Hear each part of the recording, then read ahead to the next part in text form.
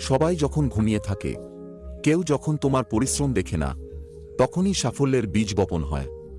তোমার আশেপাশের সবাই হয়তো বলবে, তুমি পারবে না, তুমি ব্যর্থ হবে। কিন্তু তুমি যদি বিশ্বাস হারিয়ে ফেলো, তাহলে সত্যিই হারবে। সাফল্যের পথ শব্দহীন, কিন্তু তার প্রতিধ্বনি হয় গগনবিদারী। তুমি যখন নিঃশব্দে পরিশ্রম করবে, একদিন তোমার সাফল্যের আওয়াজ সবাই শুনবে। সাফল্য দেখাতে হয় না, তৈরি করতে হয়। আজকের ভিডিওতে জানবে কিভাবে নিঃশব্দে পরিশ্রম করতে হয়।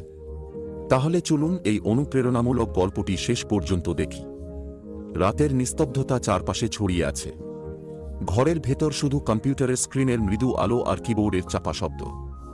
সবাই ঘুমিয়ে পড়েছে, কিন্তু রাফি এখনো জেগে আছে। তার চোখের নিচে ক্লান্তির চিহ্ন স্পষ্ট, কিন্তু মন তার অটল।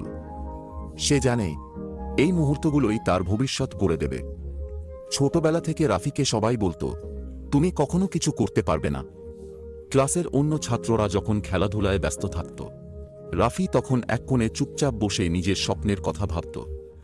তার কোনো অসাধারণ প্রতিভা ছিল না, কিন্তু ছিল এক অদ্ভুত জেদ, এক অদম্য ইচ্ছাশক্তি। স্কুলে তার ফলাফল কখনোই ভালো ছিল না। শিক্ষকরা বলতেন, তুমি খুব সাধারণ, তোমার দ্বারা বড় কিছু হবে না।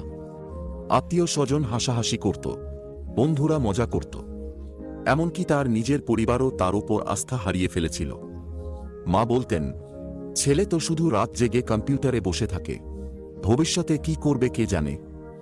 বাবার হতাশা ভরা চোখ তাকে কষ্ট দিত, কিন্তু সে কখনোই দমে যেত না। প্রতিদিন রাত গভীর হলে রাফির আসল যুদ্ধ শুরু হতো। অন্যরা যখন ঘুমিয়ে যেত, তখন সে ল্যাপটপ খুলে নতুন নতুন কোড শেখার চেষ্টা করত।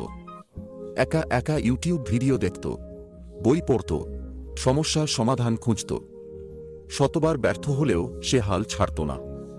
রাতের পর রাত সে নিজের স্বপ্নের পথে হাঁটতে থাকল, নিঃশব্দে, কারো কাছ থেকে প্রশংসার আশায় নয়, বরং নিজের ভেতরের সেই ক্ষুধাটাকে তৃপ্ত করতে। দিন কেটে গেল, মাস কেটে গেল, বছর কেটে গেল। সে চুপচাপ শিখে গেল, উন্নতি করতে থাকল। কিন্তু কেউ তার এই পরিশ্রম দেখল না। কেউ বুঝল না, নিঃশব্দে তৈরি হওয়া এক সৈনিক কিভাবে যুদ্ধ করে চলেছে।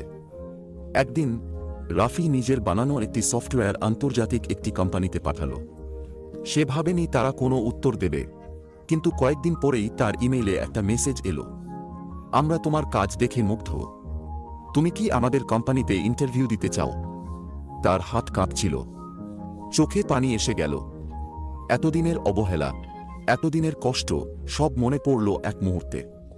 সে ইন্টারভিউতে গেল, আত্মবিশ্বাসের সঙ্গে নিজের কাজ দেখালো। বোর্ডের সবাই বিস্ময়ে তার দিকে তাকিয়ে থাকল। অভিনন্দন, তুমি নির্বাচিত হয়েছ। যারা একসময় তাকে বলতো, তুমি ব্যর্থ, তারাই এখন তার সাফল্যের গল্প বলে বেড়ায়। যে বাবা মা একসময় চিন্তিত ছিলেন, তারাই এখন গর্বে বলেন, আমার ছেলে একজন সফটওয়্যার ইঞ্জিনিয়ার। কিন্তু রাফি কখনো কারো কথায় প্রতিক্রিয়া দেখায়নি। সে জানত, প্রকৃত সাফল্য আসে নিঃশব্দ পরিশ্রমের মাধ্যমে। জয়ধ্বনি নয়, তার কাজই তার পরিচয়। তাই যদি তুমি কোনো স্বপ্ন দেখো, যদি তুমি সত্যি কিছু করতে চাও, তবে নিঃশব্দে পরিশ্রম করে যাও।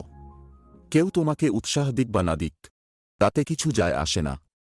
সাফল্য নিজেই একদিন তোমার দরজায় কড়া নাড়বে, আর সেই মুহূর্তে তুমি বুঝবে, নিঃশব্দ পথই প্রকৃত সাফল্যের পথ।